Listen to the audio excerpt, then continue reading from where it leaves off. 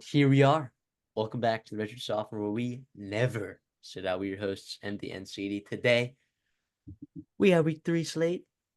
We got previews of 8 games. Look, I hear people were saying this last week, CD. People are saying that, oh, this is not a very good slate of college games.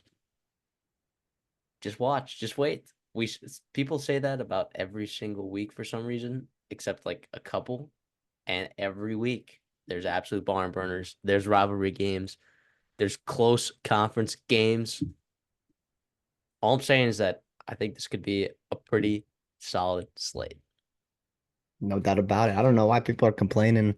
I mean, obviously, maybe not the star power of any teams, but a ton of intriguing matchups, like you said.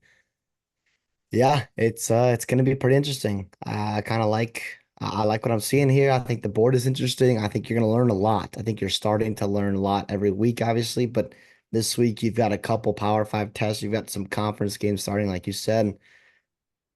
We're gonna learn some more and more and more, and it's gonna be all great to digest this week.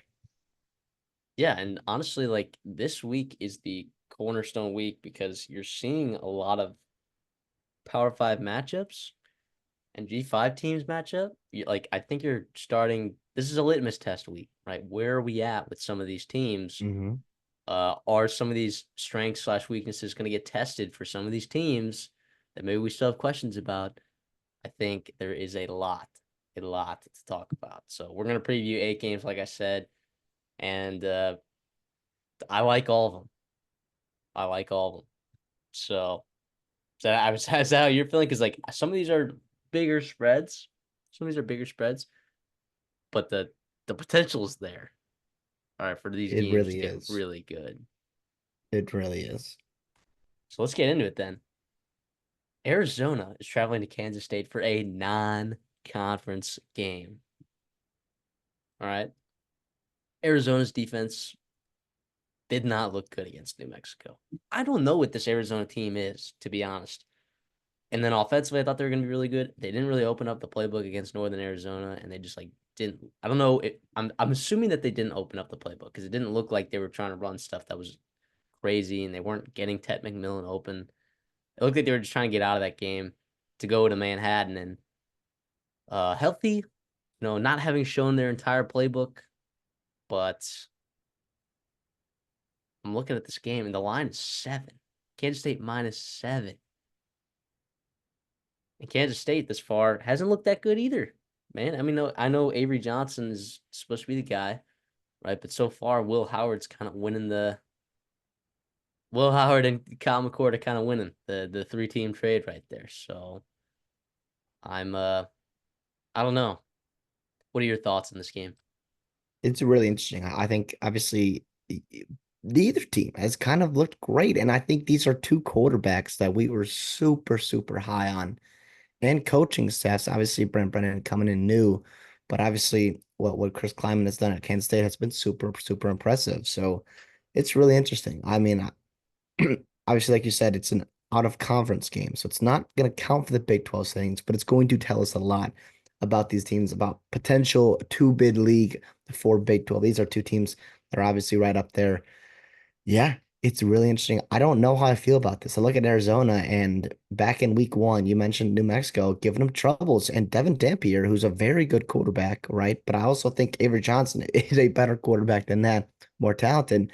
He gave him fits through the air, but also on the ground. Dampier was 15 of 130 for 2 touchdowns on the ground. And Avery Johnson didn't quite do that a ton last week against Tulane. It was a lot of get-ins, a lot of get-ins, a lot of get-ins, which is good because he's a stud. We know that by now. But it'd be interesting to see, how they sprinkle in guys like Dylan Edwards, guys like Avery Johnson on the ground and what they can do with that. Yeah. But again, Kansas State's defense, that was something we were worried about. And Arizona can take advantage of that. I really believe that. I don't really look at, the Northern Arizona score and get super concerned with how Fafita looked or whatnot. I think, you know, with Shakori, with the running back coming back for Arizona that missed last week, Willie Conley, right? Obviously a great 1-2 punch there. Feel good about Ted McMillan and the weapons that Fafita has to throw to.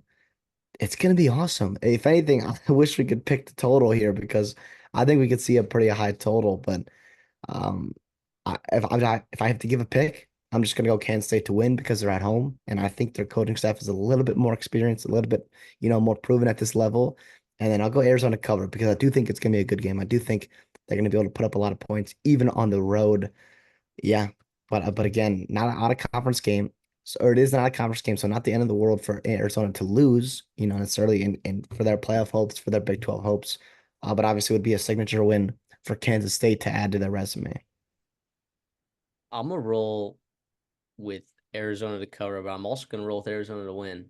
And this is I don't like this at all because I'm just not sure. I'm not convinced that Arizona has really opened up the can of worms that is the talent on their team. And I think it's a really talented roster. This might just be preseason bias for me, wanting my priors to be confirmed, right? Taking the Kansas State under and the Arizona over, but I'm just I like what they have. I like what Kansas State has on defense, but I think Arizona offensively can do a lot. And I think there's a chance. I'm not sure how I feel. Again, I'm not sure how I feel about this Arizona defense. I thought I was going to feel better about it, but it's looked pretty not awesome the first 2 weeks, or at least against New Mexico.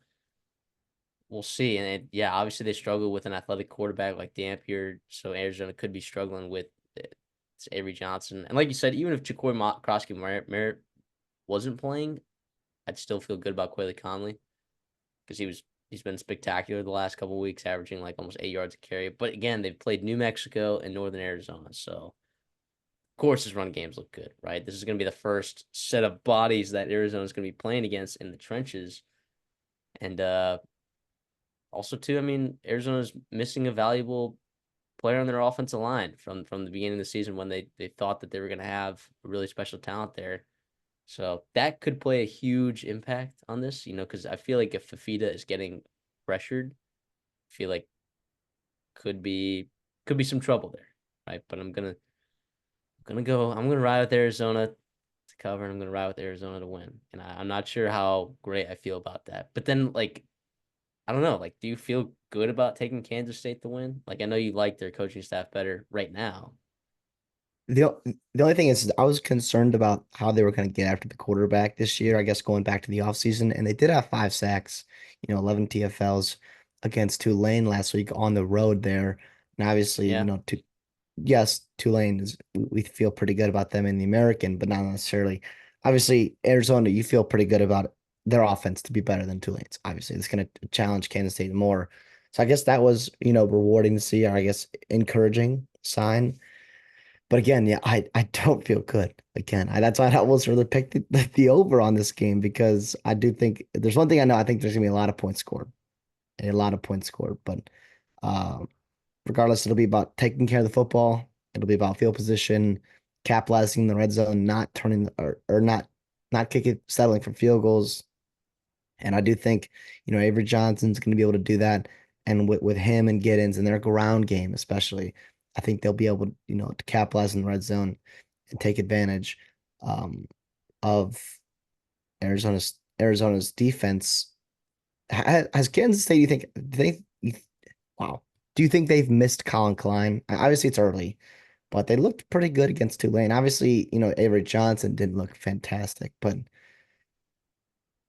Uh know, I mean, it's too early to tell, right? I mean, it's not like Texas A&M's offense looked worlds better either. Um, I don't know. I don't know. I mean, internally, right? I mean, it was a promotion, right? Connor Riley bumped up. he was bumped up from all line coach to offensive coordinator. I mean, I think he's still really involved in that offensive line, but um, yeah, I don't. I think it's too early to tell with that. I mean, the one I'm more concerned about, coordinator changes. I'm concerned about Jeff Levy at Oklahoma, right? We talked about that or like earlier, but Or even Johnny Nansen. Johnny Nansen could be a very interesting one for Arizona to lose. I'll say this. Um, If this game is a blowout, it will be Kansas State that will be handing the blowout to Arizona. All right, but I'm hoping that this is a good game. And I think if it's a close game, I think I like the playmakers for Arizona better than I like the playmakers for Kansas State. Alabama is heading over to Madison, Wisconsin. They are, what is it, 15 and a half point favorites on the road after looking pretty not good against USF. We don't need to get into the Alex Golish field goal kicking decision. Uh, that was terrible. But yeah, I mean Yeah. Alabama. Like, look, the score and the AP voters obviously liked what Alabama had to show for their box score, right? Not having watched the game, but that game was a one possession game with 8 minutes to go, right? And then Alabama scored 28 unanswered points. So, what are your thoughts? We still have yet to see Alabama like have a consistent drive down the football field. I mean, maybe they had one right early in that first quarter against USF. That's going to be concerning on the road, especially if you are having short possessions, short three and outs.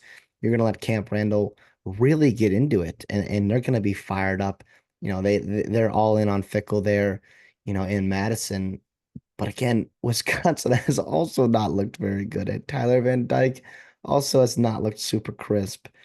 I really don't know what to make of this because these are two teams that I think, I was higher on Alabama and I thought Wisconsin was going to take steps this year. Was hoping to see Tyler Van Dyke, you know, kind of get back to his old self there, making plays for Wisconsin. I really don't know. I do know one thing though, like Ches Malucci, right? Tyler Walker was good football players. Um, Yakameli, for he's also in there. He's pretty solid as well.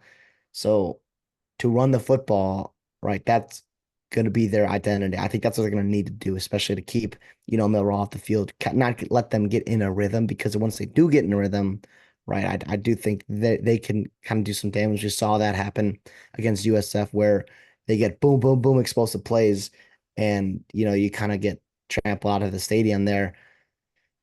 But I also like Alabama's front seven more than their secondary, right? They got a really good linebackers, right? They got a really good front there that was able to control the game there against USF. So it'll be interesting. I want to hear your thoughts a little bit more before I make my pick, but um, 11 a.m. noon kickoffs, a big noon kickoff for Alabama, which is hilarious. And I don't know when was the last time they had a big football game where they were 11 a.m. kickoff?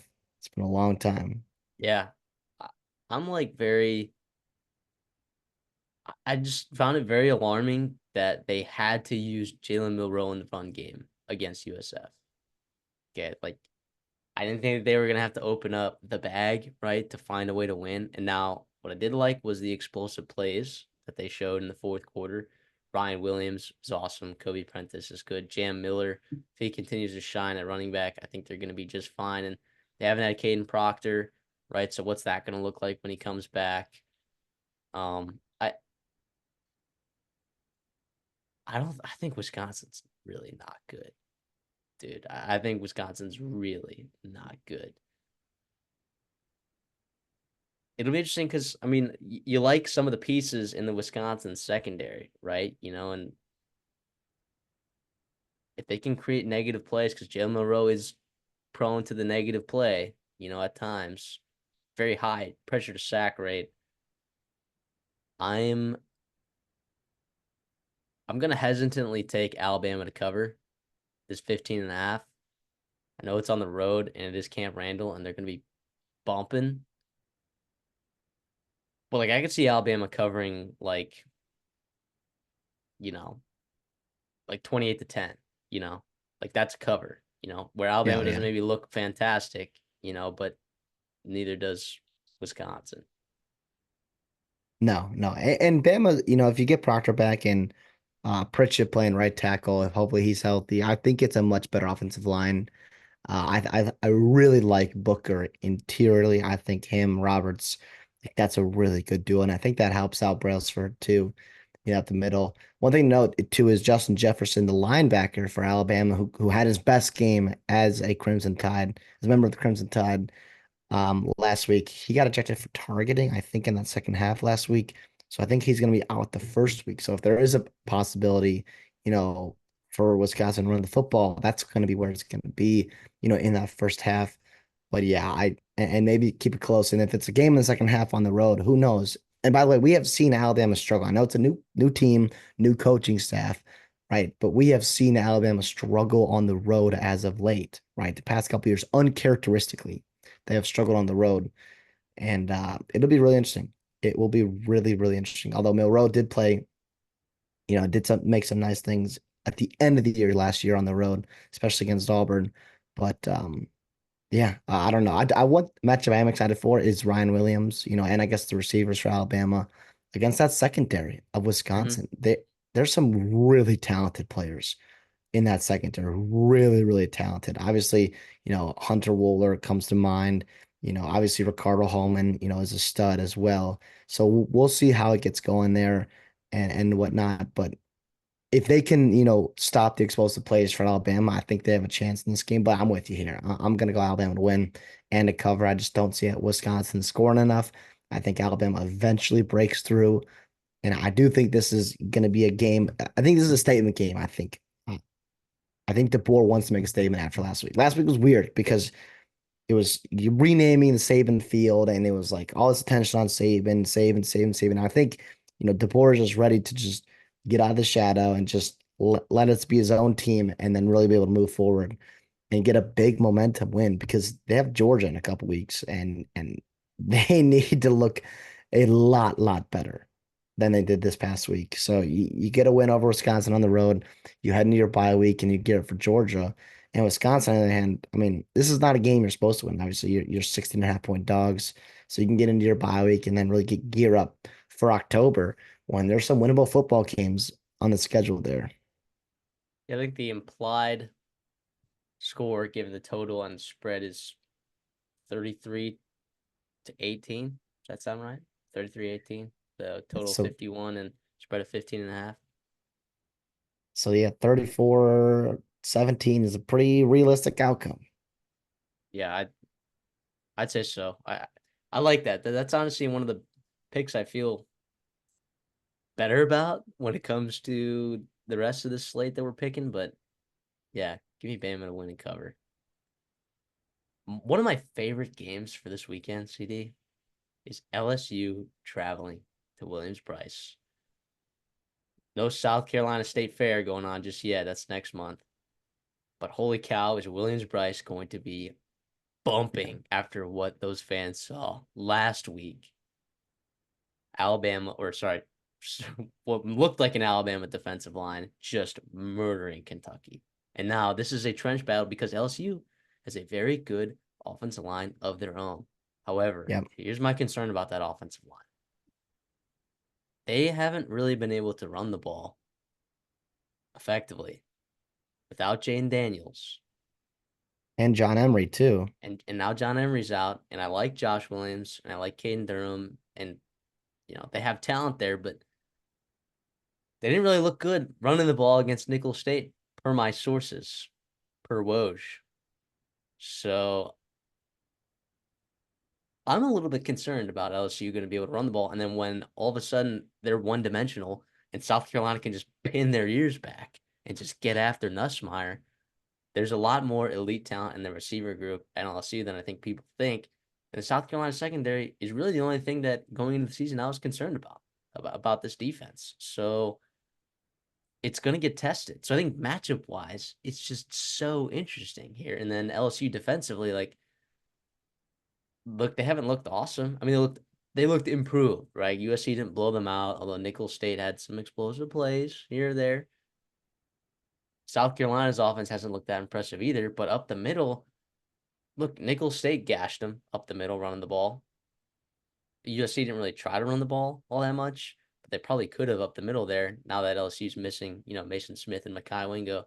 Not that either of those guys were elite run stoppers, but Um, it's just really, really interesting. I think South Carolina's going to try to run the ball. I think they're going to try to run the ball with Lenore Sellers. I think they'll try to run the ball a little bit with Robbie Ashford, get his packages in there as well. I just South Carolina offensive line still worries me. The receiver group that hasn't really stepped up is starting to worry me, even though I thought it was a really talented group heading into the season. So these are all the angles that I'm looking at for this game, and it's kind of tough. And LSU is only a touchdown favorite on the road here. Yeah, you hit it on the nail. The matchups are going to be awesome. Similar, right, to Texas and Michigan last week with Michigan's defensive line and Texas's big, beefy, physical offensive line. You're exactly right here. I think what South Carolina did rushing the past couple weeks has been incredible, right? And to have the offensive line, especially the bookend tackles that are talented as first round picks as they are, it's going to be really exciting. And especially on the road, especially, kind of Garrett Nussmeier's first big road environment that he's been in. And obviously, I'll credit Vegas. Vegas was pretty loud, for the other USC, Southern Cal. Their fans are pretty rowdy there, but this will be obviously significantly harder than that.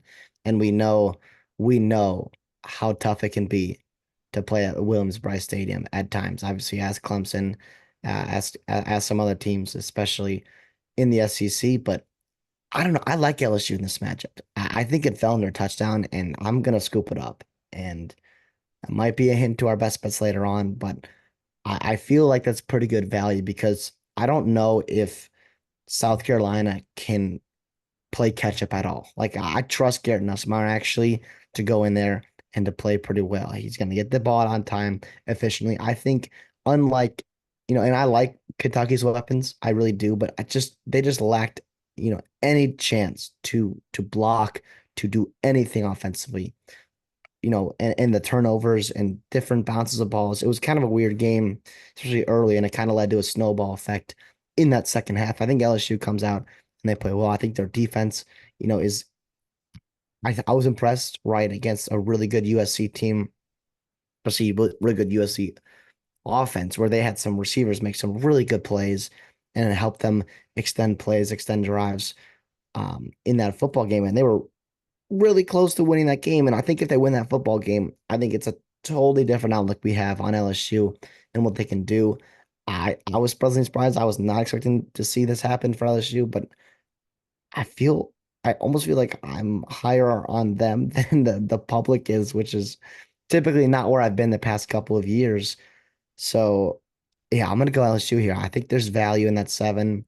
Obviously, I'll take them to win and the 7 points there, but it'll be super, super interesting. Really, really interesting.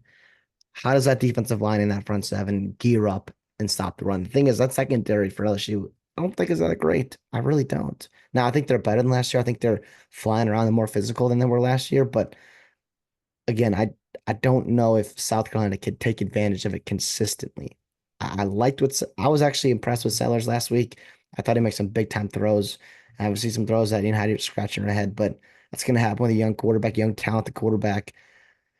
They still haven't really gotten Raheem Sanders going yet. And is that about his health or is that about, just the lack of offensive line, dominance or improvement that we thought we were going to see this year? So it will be interesting. Well, I I think the just think, offensive line looks a lot better. I think it looks a lot yes. better. Well, I mean, last year was just atrocious. But in terms of like Raheem Sanders, like historically his career has been one of the best running backs in the SEC. And I haven't quite seen that burst, haven't quite seen that, typical Rocket Sanders that we're used to, pre-injury. But I don't know. I think LSU just can kind of outscore at South Carolina. And once they get a little bit ahead, I think it could, you know, not turn into a blowout, but I think it's gonna be really hard for South Carolina to chase points. Yeah, I'm with you. I think I'm going to take LSU to win, LSU to cover, but I don't feel great about it. I mean, I think if South Carolina is going to win and cover, it's going to be because they slow the game down, they make LSU one dimensional, and South Carolina is able to run the ball. And I think that's it's a lot of ifs that need to go right. for South Carolina to be in this game. And I think if any of those things don't happen, then I think that's the situation where LSU covers and wins. So I'm going to take LSU to win and LSU to cover because I think there's just more things that LSU can do offensively, like you said. We still haven't seen the South Carolina secondary get tested. And like you said, we might be getting a discount here, right? South Carolina could end up just being good, and we see Lenore Sellers continue to improve over the season. And maybe the secondary is good because we do have some pieces there. Just maybe we haven't seen them all together, right? And you lost some nice pieces from last year, but I think it's more likely that LSU covers in this situation. But South Carolina wins. They look really good, and Lenore Sellers looks good. So watch out. That's all I'll say. Real quick here, I want to ask you two things. First of all, if this is a close game in the fourth quarter, right? Obviously, South Carolina has home field advantage and a defensive line that you really, really like. But do you trust them to be able to close out LSU or not necessarily, or be able to, to go ahead and score, drive down, kick a field goal, whatever it may be? That's where I keep coming back to. It's like, I'm just trying to figure out how South Carolina wins. And I think they almost have to do a similar recipe that they did to Kentucky, where they just, kind of just buried them. And the game kind of got out of hand. The game script got out of hand, so they couldn't continue to run the football. And they could kind of just pin their ears back and just prey on Proctor Griffin, poor Gav Wimsatt. That's my fear. Is like if it's a close game in the fourth quarter, I just trust Nussmeier and that offensive line, endless playmakers to be able to make plays for LSU. And then secondly, too, the coaching staff matchup. That's something I think, Brian Kelly, obviously, maybe not the most impressive tenure in the SEC West, but again, obviously, a pretty veteran head coach there and Danton Lynn. What kind of coaching staffs do you feel here? Is there an edge either way? What are your thoughts on those two? Sorry, say that again. So in the fourth quarter, do you feel like South Carolina can win the football game if it's a fourth quarter football game? I like LSU's coaching staff in the fourth quarter over South Carolina's coaching staff. And their players too? What about like Yeah, I yeah. I guess mean, like quarterbacks if you and need a big time play, right? Because like in the fourth quarter, you're going down to win the game. Who's that guy in South Carolina that's going to make the play? I think it's Jared Brown. I don't know yet, right? I don't know yet. what and how is Sellers like a drop back pass, like no play action or no threat of the run? Obviously he can make plays, extend plays on his own, but in terms of just, taking 4 or 5 step drops, can he go back and just drive his football team down the field? I don't know yet. But yet is the key word. And at home, who knows? Again, it'll be interesting. I think that crowd will be awesome. College game day is there. A lot of buzz around South Carolina, deservingly so. And definitely one 11 a.m. I'll be absolutely watching. Texas A&M goes to Gainesville in kind of a cornerstone game for both these teams because, excuse me, we saw Florida play against a Miami team that's really talented. We saw A&M play against a Notre Dame team that kind of got. How good was the Notre Dame team? I still don't think we really know how good either of these teams are. If Florida gets them at home in a Billy Napier kind of a must-win game, and some injuries on the Florida side are making this really interesting. Yeah, I don't know. I mean, a lot has been made of, Texas A&M going on the road or their lack thereof ability to go on the road. But obviously, this is a new coaching staff. This is the first road game for Mike Elko back at Texas A&M. And obviously, you mentioned the injuries there for Florida. Is Grammer's going to play? I mean, Lagway looked fantastic last week. Everyone saw his throws and the talent there. The cat's out of the bag. Obviously, we knew he was a stud, but to see him, do that, albeit against Samford, I get that, but was really, really exciting to see, especially after demoralizing the right word? It lost to Florida because, obviously there was some hype around Florida, even though it was a tough schedule. We're like, well, maybe we can steal one here at home against Miami. Who knows what can happen in September? And then you can kind of carry that into SEC play, but obviously it didn't go that way. And Texas A&M also a team had some buzz in the offseason, a lot of optimism.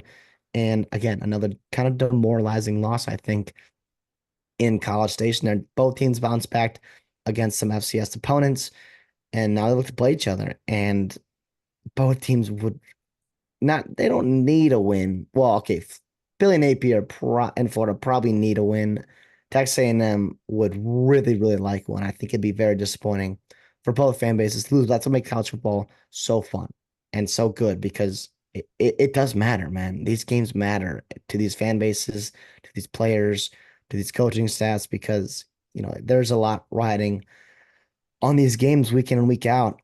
I don't know how I see this, man. I really don't. And my notes are like, I don't know. I feel good against A&M for A&M, and I'll go against a true freshman. How well can Florida run the football? We saw Notre Dame have some success do that. Now, is Texas A&M's pass defense better because Riley Leonard made them look better, or is it just because that's the strength of their team? We like their secondary. We like what they can do in their versatility there. But again, I just have no clue. I mean, I just think A&M's more talented, and I think A&M's got a better coaching staff. So I'm going to go A&M minus 4.5. I do think that Wigman is going to bounce back, and so I'll take the points. I'll take A&M to win, but I don't feel good about it at all. And I don't know. I want to hear your thoughts on it because you're an A&M guy. You feel pretty good. You picked early in the season. You picked this game as a loss for A&M. Obviously, things have changed for both teams. So how do you feel about this? Um, I actually think Graham Mertz gives Florida a better chance to win against A&M, and I think people disagree with that. Sorry, we haven't seen A&M bring down a quarterback yet, and a lot of that is based on scheme and quarterbacks being on time in their offense and in rhythm. I don't think Lagway is there yet, right? I think he's capable of making insanely explosive plays in the big play, and maybe that is what you need to beat Texas A&M here. But I kind of like Graham Mertz here. If I'm Florida playing against Texas A&M, I think he gives you a better chance to win. I think if he's healthy, I think they will play him. But I think uh, I think the fan base and the boosters would be pretty pissed if he went back to Mertz after the way Lagway formed this past weekend. Here's the other thing too. We both talked about how we were super high on the secondary of Florida and the talent there, and they got torched against Miami. Part of that was because Asa Turner got hurt, right? Come from Washington. Devin Moore got hurt on like the first possession as well. Well, maybe first or second, whatever it was. It's I don't know. Asa Turner feels like could be back. It feels like they might have just sat him out against the Sanford game. I don't know about Devin Moore's status and where he's at, if he's going to play, because DJ Douglas has not looked good at all. That's kind of the matchup I'm concerned about. And the other thing I'm really concerned about, more so for the future of the season, but TJ Shanahan is going to be suspended for Texas A&M on that offensive line. And look, he's the third string center, right?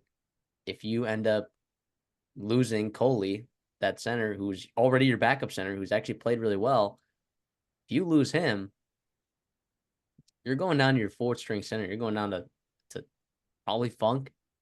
And I don't know if A&M's capable of handling that, especially because Florida's got some pretty nice bodies there on the defensive line.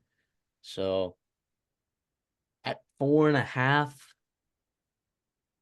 I mean, I said it, I already said it to everyone I talked to, but like if this spread hit 7 for some reason, I would be all over Florida. Um, I am gonna take A&M to win and cover at 4.5. I'm gonna do it, but I do not feel good about it. And this, I guess, is more reactionary to what I saw from Florida against Miami. They really just did not look good.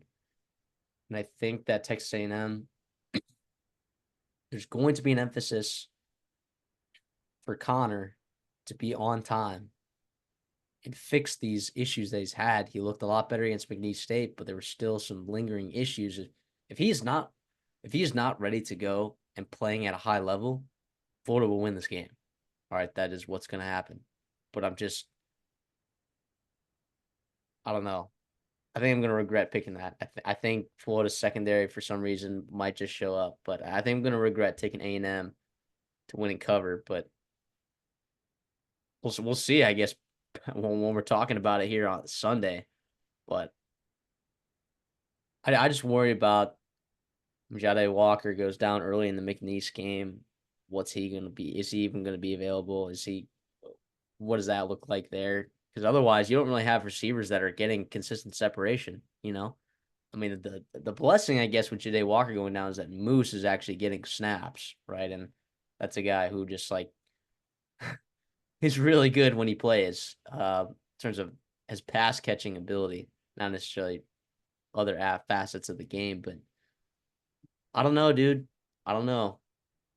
EJ Smith might be out as well, which I don't think matters that much. But Well, it's already your running back. You're already getting into your running back depth. Obviously, we saw that the Terry Bussey. I don't know how much run he gets there, out of the backfield. But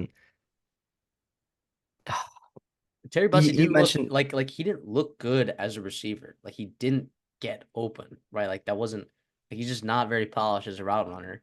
So it's like it's hard to get him involved when he himself, despite his elite talent, right, it felt like he wasn't really getting any separation, even against McNeese State. So he's a developmental piece, right? I think yeah, people are expecting him to be a part of this offense mega early, and I mean, you saw him with a 65-yard touchdown against McNeese State on the end around the jet sweep.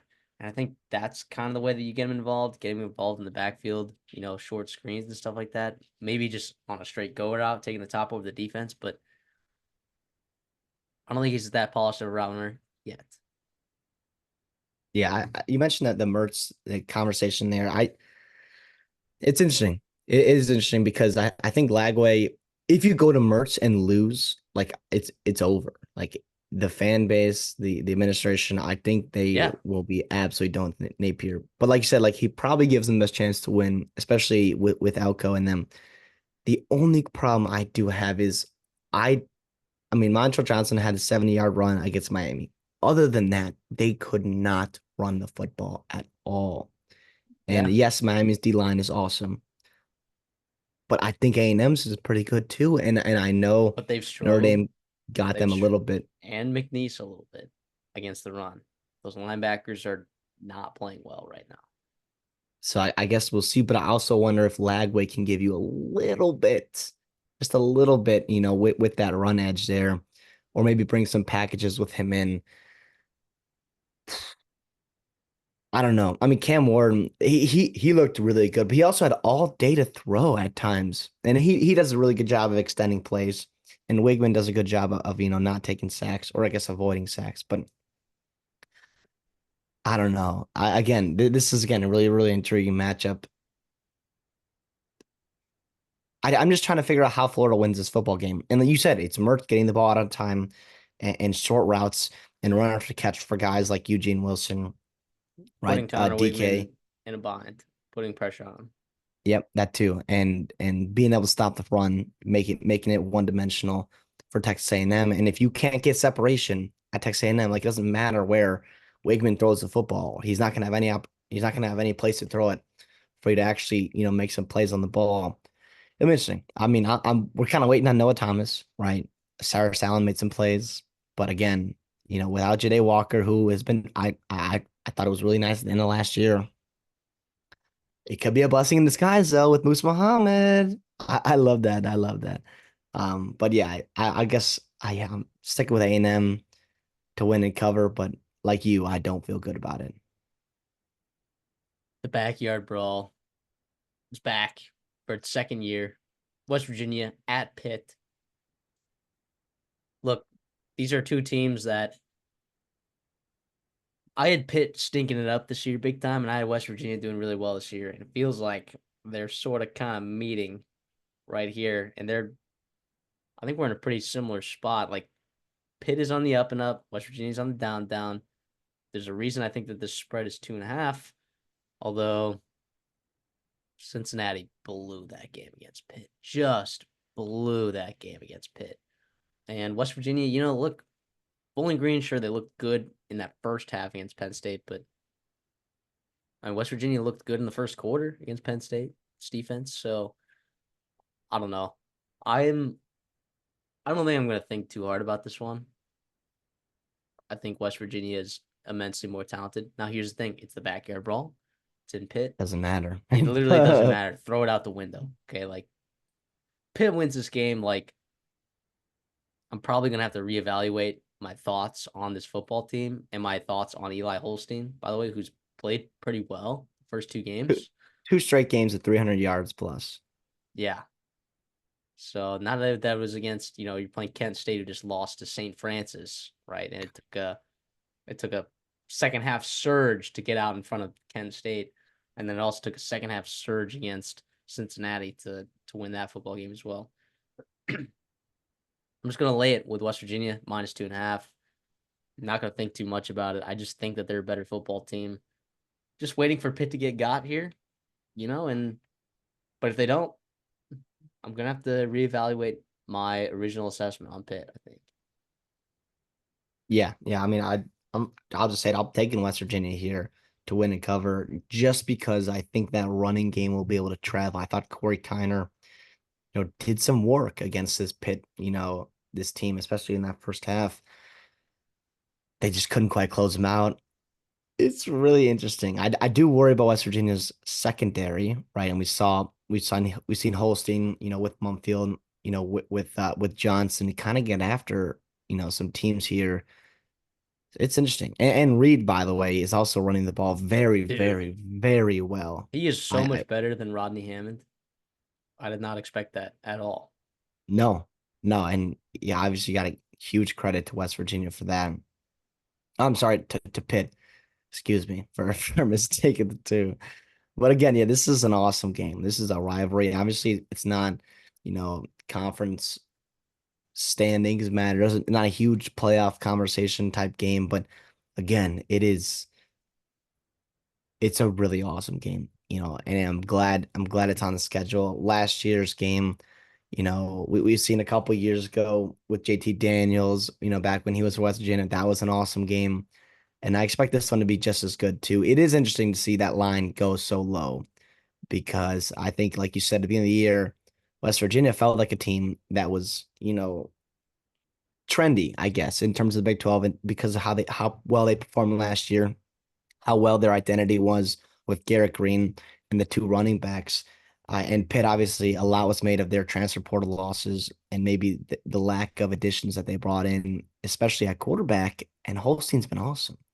He has been awesome. So we'll see. Obviously, Pitt's at home, so that's obviously a big deal for them. It's a 2:30 game, I guess 3:30 Eastern time, so they'll be rowdy to go. Absolutely. The total is interesting here. It's at 60 and a half, right? Yeah, a lot of So they're points. expecting it to be like a 31-28 type game, you know, either way, Which or I I guess see. yeah, that's not crazy at all. And especially if these running games get going, it could be really, really exciting. I do wonder though, in the fourth quarter, who do I trust? Because listen, I know Garrett Green looked good last week, but I really don't know if it's a fourth quarter game and it's you got to drop back and pass.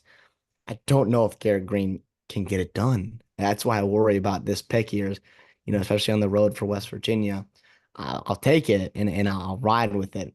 But again, if it's a fourth quarter football game, I can't believe I'm saying this, but I almost trust Eli Holstein more, even though he's young, even though, you Putting the ball in know, the air. exactly. Yes. That's what I'm saying. Like if it's fourth quarter and you have to drop back to pass, it's no play action. It's no, you can run the ball here and there. It's everyone in the stadium knows you have to throw the football to get first downs, to make big plays. I almost feel better about Holston being able to do that, especially at home too. I think that's a big deal. But we saw him do it on the road last week too. Yeah. I just I don't know how good that Cincy secondary is. I think Kent State is so terrible. So terrible. Yeah. I'm gonna pick West Virginia, and you know what? I'm hoping that they get it done, dude. Because I was high on them. I was very very high on them. Let's go to the Apple Cup. I mean, but this is not a Pac-12 matchup. There's one Pac-12 team in this football game. Washington State goes to Seattle to play the Washington Huskies. Brand new coach over there in Washington, Jed Fish. They looked pretty good last week against Eastern Michigan, despite maybe a tiny tad bit of a slow start. Will Rogers was putting the football, he was pushing it downfield. Will Rogers looked really good, and I was concerned about his fit in this offense because we've only seen him do well in a Mike Leach offense. He looked really good. My concerns are starting to dwindle away about his ability to play quarterback in other systems. Washington State has looked very, very frisky. And look, this line is only at 4.5,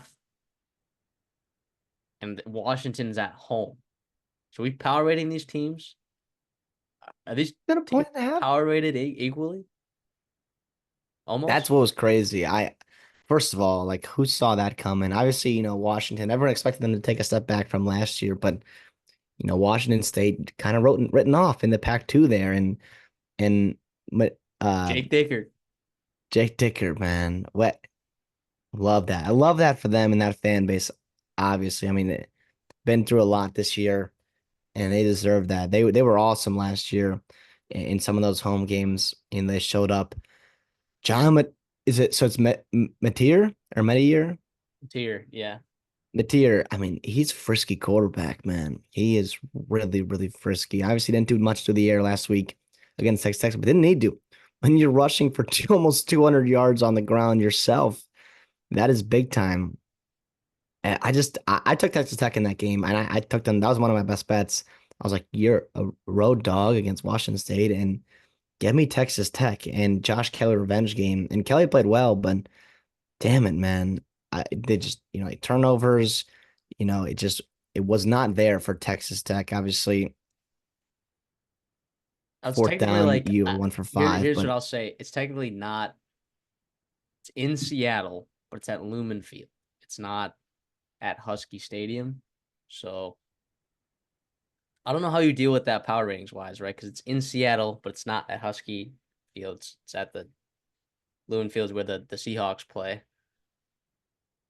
I just I don't know how you power rate that, right? Like I guess it's because it's not maybe Husky a Stadium. point. Yeah, it's like obviously I think it favors the Washington Huskies, but how much though is the question. So That's I don't kind of know. interesting, though. It is kind of interesting. But I mean, with that being said, I think we're gonna take the frisky Jake Dickerts to win and cover in this game. Because we know how much I mean, last year, heartbreak for Washington State. When they had a chance to absolutely send the Huskies into the shadow realm. Washington drives down the field and kicks a field goal to win the game. Yeah. And that was a Cam Ward led team. I think this team is a little bit better. I think they return a lot. Um, I I like Mateer. I think he's risky. I think Washington just is replacing so much right now. So much. I'm still concerned about Washington's ability. One to play defense, but two to play like I just don't know. I have so many question marks about that team. And to me, the eyeball test tells me that Washington State has looked really good. So I'm going to ride with Washington State in this. We'll call it a neutral site game, I guess. But basically, it's in Seattle. You know, I don't know. An I don't know alternate how that home works. field advantage. Yeah. Listen, I'm gonna fade you here. I'm gonna go Washington and Washington to win and cover. I just that Washington State game, the Texas Tech Washington State game last week was weird because you had a couple like 4 turnovers for Texas Tech in that first half, and so obviously that amounted, you know, to some problems. Obviously, it led to what 3 touchdowns for Washington State. 21 points there. Obviously, broke the game open. And I trust Jed Fish. I trust Will Rogers more specifically to be able to keep the ball out of harm's way. And especially if you can run the ball like they have with Jonah Coleman, excuse me, that is going to be a huge advantage, especially in this rivalry type game. I think Hunter, Jackson, Boston, those are all really talented receivers there for Washington this year. It's going to be awesome, though. Regardless, I think it'll be a close game. I hope it's a close game selfishly. If anyone has to win, damn it, I think it'll be Washington, but selfishly, I'm kind of rooting for Washington State just because what's happened to them this year. Yeah, And we love Jake Dicker on the show. We do. we do. We do. I think look, Washington's offensive line, I think, is a question that hasn't been tested yet. And so far, I've liked what I've seen from the Washington State Edge group. I have. So very interested to see that matchup as well. Like, how good is this Washington offensive line? Because it kind of got torn apart when, Kalen DeBoer left, guys getting drafted. I'm I'm gonna be tuned in. I'm gonna be tuned in. I can't wait. I literally cannot wait, dude. The Apple Cup at a neutral site because it's not a conference game. That's crazy to me. That is crazy.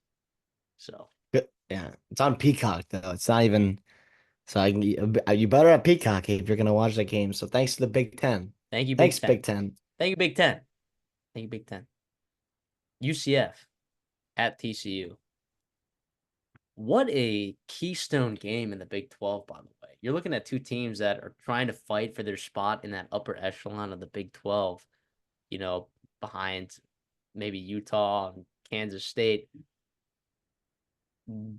This is a big game. I think in terms of the standings of the Big 12. One, we're going to get to see again one of those litmus test games.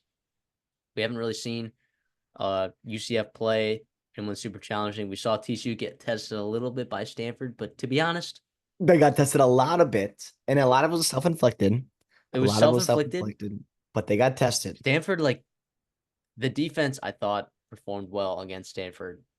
I don't think you can disagree. Like, I know Stanford put up points, but it was a lot of weird stuff happened in that game, man. All right. Like TCU should have covered. All right. Should have covered. Still upset about that. But that was like I wasn't discouraged by TCU after the game. I almost felt better about TCU and worse about Stanford because Stanford's offense looked pretty terrible in that game. So I'm very interested to see what this Andy Avalos defense is going to do against a team that has looked really good running the football. And they looked good last year. And they got a new quarterback in town, KJ Jefferson, in that Gus Malzahn offense. It's gonna be a barn burner, probably. The line for this game. Let me see if I can pull it up right here. 1.5. You can get UCF at I guess let's pick it up +1. All right, that's what I'm seeing in most places. Actually, TCU on FanDuel for some reason is +1.5. That's kind of crazy. But we'll take UCF +1. That'll be the line that we pick at. How's that, CD? Good enough for me. Here's what I'm saying here. You mentioned the matchups. I want to watch Najee Kelly for the edge for UCF, and can he be a difference maker and stop Josh Hoover? I look at TCU and I see a ton of weapons, a ton of players that have made plays. Obviously, the tight end was a monster. Jack Beck against Stanford in week 1. You had JP Richardson look good. Savion Williams, obviously, everyone knows what he is. We saw Eric McAllister get involved last week. That's a fun group. That is a really fun group. And now I think the UCF secondary is frisky for sure. I think there's some young guys in there, um, that are kind of adjusting, to the game, but it'll be weird. It'll be interesting, I guess is what I'm trying to say. Kelly is going to be a guy that I think can be a difference maker, especially, on third down if you get to that going on the road to beat TCU. I think they have a little bit too many weapons, TCU, and I think TCU can get out to a good start. Now, obviously, they have to clean up their act because they cannot do what they did against Stanford, turning the ball over, penalties, just obviously, unfortunately, kind of the classic TCU for the past couple of years now, past 2 years. You're going to lose this game. UCF will make you pay in ways that Stanford could not, especially with that offense and how explosive they can be. Even though they don't throw the ball, crazy amount, they can still be really explosive, running the football. I think it's big for TCU to be at home, right? That's a big deal. And I think they'll make UCF pass enough early in the game to be able to kind of get a comfortable lead to kind of press UCF to press KJ Jefferson and some of those weapons and maybe make some bad throws, some bad turnovers. That's where I'm seeing. So I got TCU -1. Obviously, I'll take them to win as well.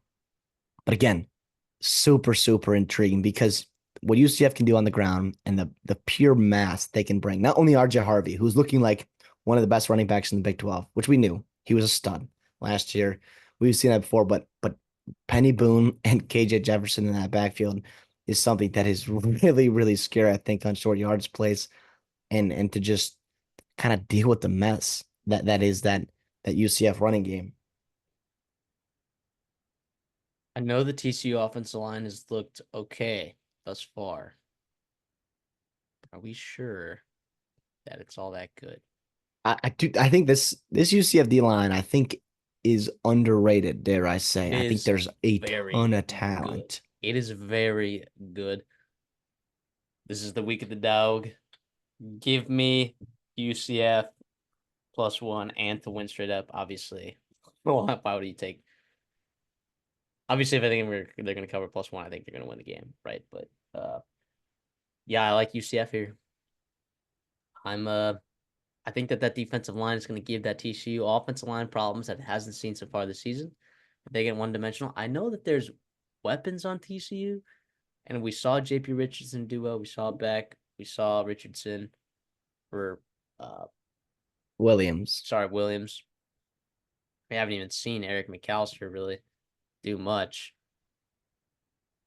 But the teams and the secondaries that TCU played against, I mean, Stanford had probably the worst secondary in all of Power 5 last year, and I'm not sure it got that much better, right? And then they played Long Island University, and they look explosive there. Yeah, I'm just on the side here that I don't think TCU's ready for this team that's going to come in there. I think UCF has a chance to out physical them. Even though I think TCU has some physical players on their team. I think UCF could just come in there, out physical them, run the ball effectively. KJ Jefferson taking care of the football because I trust KJ Jefferson, honestly, taking care of the football more than I trust Josh Hoover.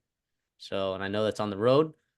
And I like the UCF coaching staff better than I like the TCU coaching staff. Is that crazy?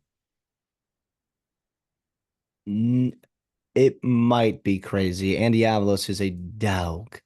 But again, I think it's more about how good that UCF coaching staff is, which is fine. I mean, I'll give you that.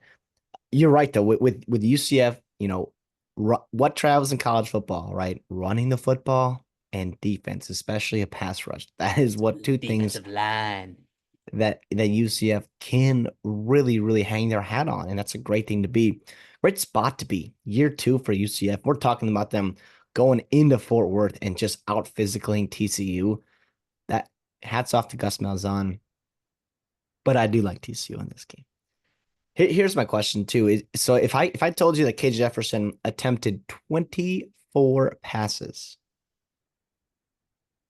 do they win the football game?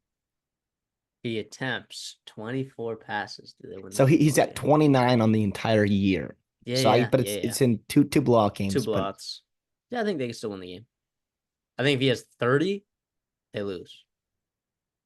now if Josh Hoover has 35, which he's kind of on pace for right now, maybe 36. I'll go 36.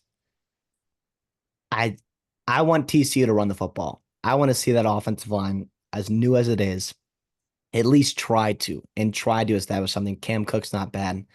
I mean, we've seen good things from Trey Sanders. Maybe you can get creative with JP Richardson and other ways to run the football. But like you said, do not put too much on Hoover because he can be in turnover prone at times. We saw it last year, and that's not a place where you want to be turning the ball over because UCF when they get going, think back to those Auburn teams, right? Like they would go and they would go, right, and they could snowball in a hurry offensively, but also just piling up points, especially with a good pass rush and an opportunistic defense. This line, so the line, by the way, with the home field and pipe. So UCF is power rated higher than TCU is, right? Yeah, that's what Vegas is telling me. I think that's right. Yeah. I mean, I mean, we'll see. you think it's wrong, but I think it's right. You can disagree.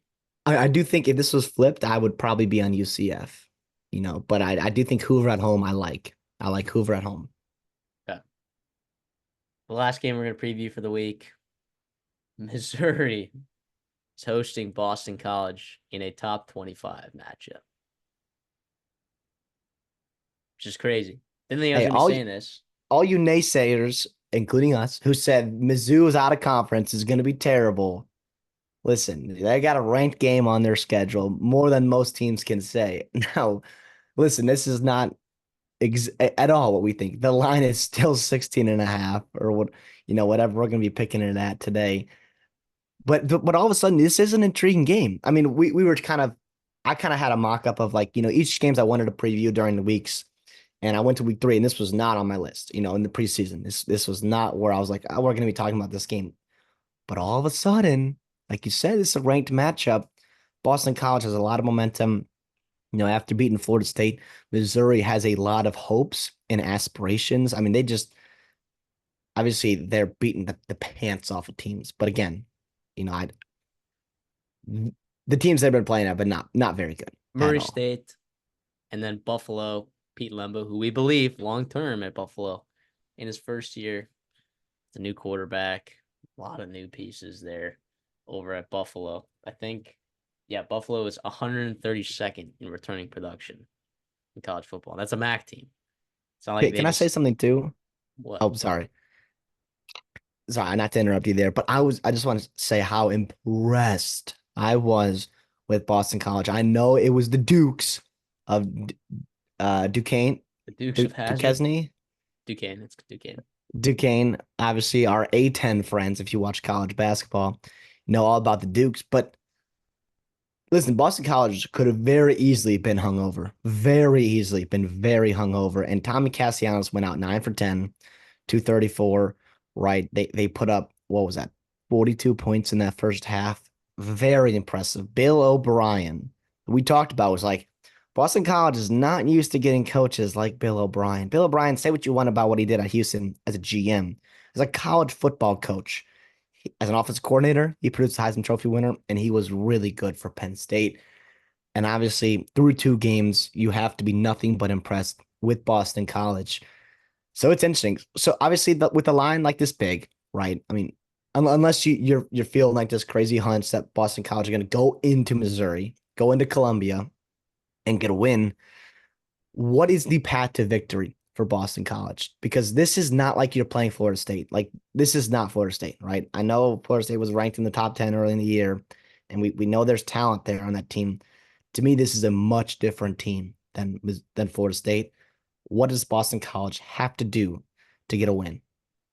Score many mucho points, and also get to Brady Cook. You have to. You have to. Yeah. And this front seven we know is experienced. They're really good. They're strong in the pass rush. Maybe they didn't get a ton of sacks last year, but they got to quarterbacks, if that makes sense. They have to put pressure on Brady Cook and do something about Luther Burden. You know it's coming. All right. Just And brace. yeah, just brace for it. And then offensively, honestly, I think they're going to have success against Missouri, to some degree.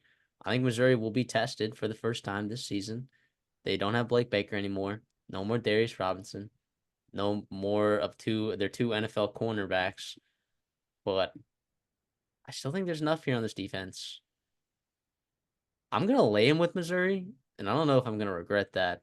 Because I do think that Castellanos could be insanely frisky. I mean, on a list of frisky quarterbacks, I mean Tommy Castellanos is probably top 3 frisky quarterbacks in college football that I can think of this year. That's a guy that can keep you in football games unexpectedly. But also too, like, I don't know, dude. I've just do I switch that pick, dude? Because like, Well, let me give you my reasoning here, and all right, I'm with you here. all right, Let me all give you a right, little all bit of right, all right. positive reinforcement. Here you So go. I do think this is going to be a game I might be intrigued to live bet, right? Because you look at the play style for Boston College and how you think they're going to be able to win this football game, it is not to play from behind. It is not to have Tommy Castellanos drop back to pass, no play True. action and to throw the football. And so I do think this game could get out of hand, right? I do think this kind of goes either way, right? It's going to be a very close football game or it's going to be a blowout. I don't really see, you know, uh 2 touchdown game the entire way. It's just I think if Missouri puts some pressure on Boston College early and makes them press, I think we will see a different Boston College team than we've seen the past 2 weeks. And I also really like the running backs for Missouri. Nate Noel has been playing well. I love Marcus Carroll. Those are both Sun Belt guys that I think are legit Power Five, Power Four backs, whatever you call it. You mentioned the returning production they have with Luther Burden, Theo Weiss, former 5-star kid, who had a monster week last week. Yeah, it is. But again, there is a path for Boston College to win this game because of the returning the losses, I think. And you haven't seen them at all. I mean, have they given up a point all year? No, but again, CJ It Ogbonna Buffalo. does not scare me at all for Buffalo. No, not at all. So and Brady Cook, to his credit, I mean, he had the interception, but he's taking care of the football. He's gonna have to do that again. You mentioned getting to Brady Cook because we've seen him, right, at his worst. We have seen him, fumble, lose footballs, throw into bad coverages, get picked off, things that as a big home dog, those are all things that you can do to keep the other team in the football game. And if they are in the football game, Castellanos, Ward, Robert Chow, like there's some good dynamic runners of the football that Boston College has that I think it could be really, really impressive. Castellanos is so fun to watch, man. I mean, he is so fun to watch. Scamper around back there. Oh, I'm gonna go Missouri to win and cover, like you said, just because I think more often than not, I think Missouri gets out to a good lead and they can really pull away at home. And if Boston College is pressed, I think that's where you can kind of fumble into some bad mistakes. But man, this will be fun. 11:45 kickoff. Am I seeing that right? Central Yeah, time. you're seeing that. What's going on with the SEC network, man? The SC What is Network going on? loves their 11:45 kickoffs. Loves them. I I did not realize that. As a Midwest guy, I did not realize that. But hey, we love that too. Um, Boston College. It's fantastic. The total is 54 and a half, right? And Only so I'm trying to do some calculations here. And with the 16, what is that like 38-22. No, that was completely off. 28, no, 34, 30, 35, 35, 17 type thing, Yeah. somewhere around there. 38, 17, basically. So you're telling me Boston College is going to need to score points in this football game. Like you said, they're going to need to score points.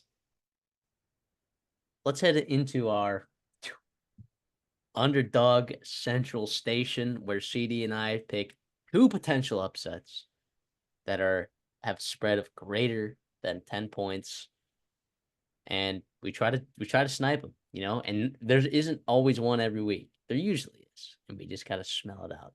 This year CD and I are combined 2-6. I should say 2 out of 8. Really, 25% is pretty dang good.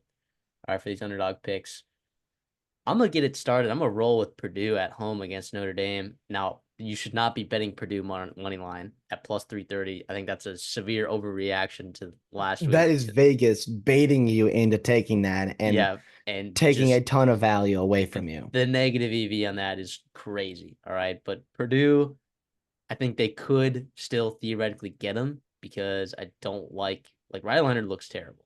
All right, and if Hudson Card is as frisky as he's been playing, they need explosive plays. Okay, and I don't know if Purdue is necessarily capable of doing that the way that NIU was able to do it like 2 times. But if that Purdue defense somehow is able to stop the run the way that NIU did, then I think that I could see Purdue potentially winning. you know. Yeah, that's Purdue plus 330. Don't feel great about that one. The one I feel better about, the one that I actually pretty decently like here, Toledo is plus 360. Who did they play, you ask? Yeah, dude. Mississippi Mississippi State. State on the road. Mississippi State looked god awful last week. And I know this is a different Toledo team. No Daquan Finn, no Penny Boone. But look, this Toledo team, the MAC in general right now, is looking really good. Toledo handled UMass. Obviously, they handled Duquesne. They haven't been running the ball effectively, which, makes me nervous because I think that's how you get Mississippi State. Uh, Tucker Gleason's okay. He didn't look great against UMass, TBH, but I don't know. This is a game I feel like Mississippi State definitely has to win that game, but I think Toledo is in a situation where they could get him on the road. So I'm a pick Toledo. I'm starting to feel worse about Toledo in terms of my where I have them ranked in the MAC because I think other teams are shooting up the rankings pretty fast, faster than they are. If anything, they've gone a little bit down for me, but yeah, I'm gonna ride with Toledo plus 360. See if they can sneak one out against Mississippi State on the road. So the Notre Dame one's interesting. I want to touch on that real quick because I thought about taking that. And the last time, which is crazy to say, the last time Marcus Freeman's Notre Dame team lost was a big home favorite was to Marshall, right? Back in 2022. And the following week, they played Cal, another Power Five team at home, and they had to come from behind and win that football game in the fourth quarter. Obviously, 2 years has passed, much different roster.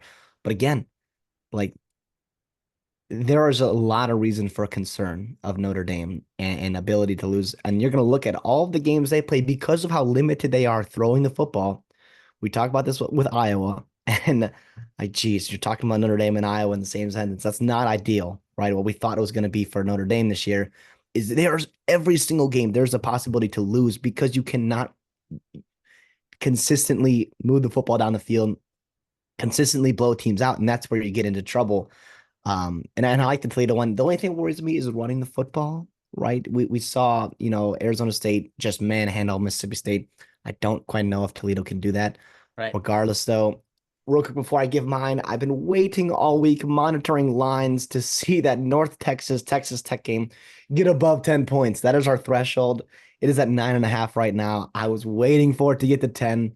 I was about to pound North Texas and Chandler Morris there because they have looked really good and Texas Tech has looked terrible. And I think with Ward and Harris and Morris and those guys, those weapons North Texas has, they would be able to, I think get after Texas Tech. But anyways, here's my picks here. First one is going to be UConn at Duke. Duke did not impress me at all. I know they got a win. I know they did. And I'm happy for him. Malik Murphy came back in and played well. And in that end of the fourth quarter, overtime. But again, it was not pretty at all the entire game. And I think Fagano, that's a pretty talented quarterback. I think UConn has Frisky. We saw him play really, really well last week, albeit against a terrible football team. But again, you're talking about big time favorites or big time underdogs. You have a frisky quarterback, efficient quarterback. You could see some good things happening for UConn. And lastly, I've got Nevada at my Minnesota Gophers. Nevada has given everybody problems, right? In a similar vein to Iowa, a similar vein to Notre Dame right now. Minnesota's offense is not one I trust week in and week out right now. And if you cannot put up points and extend your leads, blow teams out, you are susceptible to getting beat every single week. Doesn't matter who you play. Nevada is really well coached. I know Minnesota fans have seen Brendan Lewis before back at Colorado, and not that he's this crazy improved quarterback, this G5 stud, Minnesota but he killed them. oh yeah, he was terrible. But unlike Colorado, right, they have leaned into what he does well. Nevada runs the ball very well, which Minnesota is a concern this year. And I do think you can get in trouble here. That line is way too high, so stay tuned for a little bit. Going to be sprinkling just a bit there. So yeah, my two underdogs are UConn going against Duke and Nevada against Minnesota. Both of those games, I believe, are, 16 and a half, And 15 plus and a six half. ten is the money line there. So, Yeah. yeah. So So recap: Purdue plus 330, Toledo plus 360, UConn plus 610, Nevada plus 610. And we're not putting money on any of these, by the way. We're just it's a fun game. It's a fun exercise that we like to find where teams could get got. Right. That's all this is. But now here's where we are putting money on things. Here come the best bets at the counter. Let's go. All right, I'm gonna get us going here. I'm gonna take USC LSU under 50 and a half. When I say USC, I mean South Carolina. USC, South Carolina, LSU under 50 and a half points. I think South Carolina is going to try to slow the game down. And I also think LSU, the reason why it didn't go over in the USC game was because they didn't necessarily convert on some fourth downs and they had some negative plays that kind of killed their drives. I think South Carolina can create negative plays. I see this game 28 to 10, 28 to 14, 28 to 17. In all of those scenarios, they are covering by a lot. So that under is hitting by a lot of points. So I really like that at 50 and a half. The second one I'm going to go with Arkansas, and I hope it's still there. Arkansas minus 24 against none other than second UAB. you UAB stinks, guys. They just lost to Lou Monroe, and it wasn't, frankly, even close. All right, Trent Dilfer there, I think, is a disaster. I think Jacob Zeno has regressed. I think a ton of talent has left. This Arkansas team gets UAB at home, and this offense for Arkansas has looked fantastic. And I think the talent is there on defense to overwhelm UAB because if Lou Monroe is overwhelming UAB on the defensive side of the football, then we have a problem. All right, this is a stink alert type situation. I'm taking Arkansas and I'm laying 24. All right. Next one, Indiana, minus 2.5. They travel. Well, actually, you can get that minus two. We'll play it at. Actually, no, I'm only seeing 2.5. Indiana minus 2.5, going traveling to UCLA. I think this game screams trap for me. It was baiting me to take Indiana minus 2.5. And guess what? I'm still going to do it. Okay. Indiana has looked good. They've passed my eye test. UCLA has not done that by any means. And I don't think the home field advantage, I think it's more the attrition of traveling across the country and the time zone change. That's more impactful in Indiana than the actual home field advantage that UCLA is going to be getting from this. I don't trust Deshaun Foster as a coach yet. I like Kurt Cignetti as a coach. I think Kurt's work has looked fine. I think Elijah Surratt has looked awesome.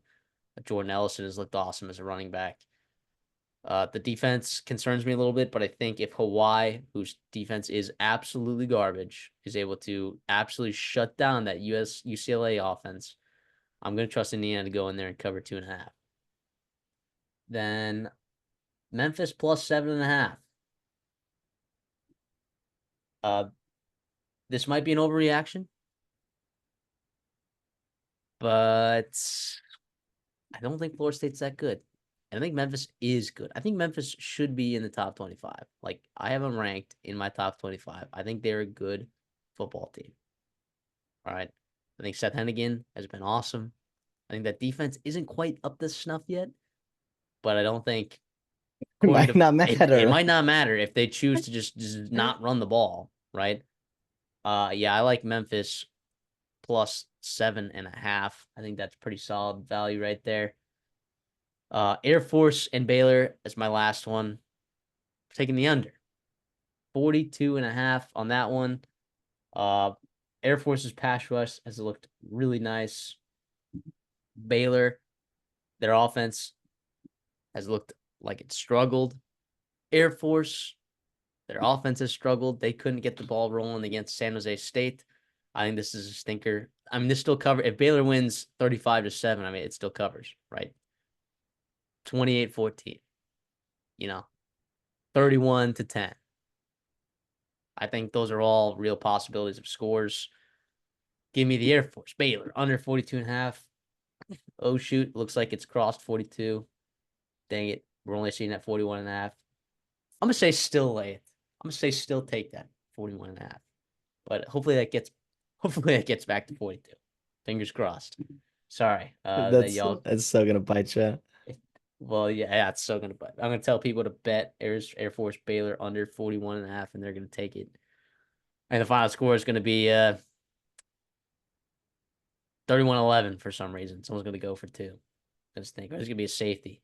Something's gonna happen. It's gonna be bad. All right. Well, those are my five picks. So, CD, what do you got for us this week? Real quick, I have LSU -7 laying it against South Carolina. I think they can cover that. I think they can be explosive, and I think they can, take advantage of things that Kentucky could not on the road. Even I mentioned this earlier, Nevada at Minnesota. I'll go Nevada plus 16 and a half. Are you kidding me? They played everyone tight. They can run the football, control the game, just like Minnesota wants to do. I think Minnesota wants to shorten this game. I think they are very content coming out with a 14-point win. Give me Nevada plus 16 and a half. And then Cincinnati at Miami, Ohio. I think Cincinnati bounces back. It's under a field goal at -2.5. A little bit of an overreaction because of that poor second half last week. Hopefully, Cincinnati gets healthy.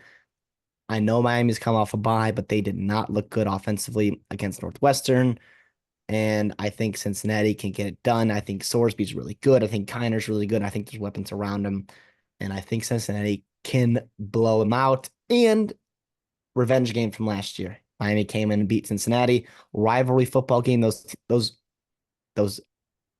schools are not far from each other in Ohio. There should be very fun. Excited for Miami to have a home game against a Power 5 team, Power 4 team. But again, Cincinnati -2.5. I love your Nevada and Cincinnati play. I was very close to taking Cincinnati -2.5. I just couldn't get the bad taste of blowing that lead out of my mouth.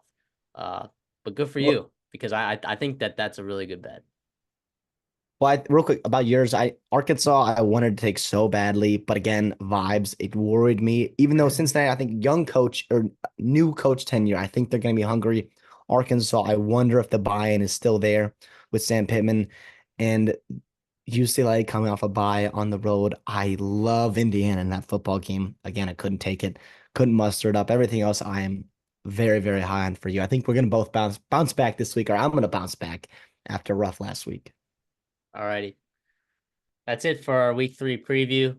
I'm pumped about this slate. Unlike the liars that are telling you it's not a good slate. So let's just all enjoy. I'm gonna be watching it on my couch. There's no Texas A&M home game, so I can't wait. I'm gonna be pumped. I'm just gonna get to have my setup where I have multicast on 2 TVs and I'm watching 8 games at once, maybe one up on my computer if I'm, worried about a certain game or if I bet on a certain game. So I'm gonna have fun this Saturday. Hope y'all do too. CD, anything for us on the way out? What's not to like? College football here, week 3. I can't believe we're already here. Holy cow. Enjoy it. Hope you guys like and subscribe to us. We'll be here all year. Thank you for watching. We'll see y'all in the next one.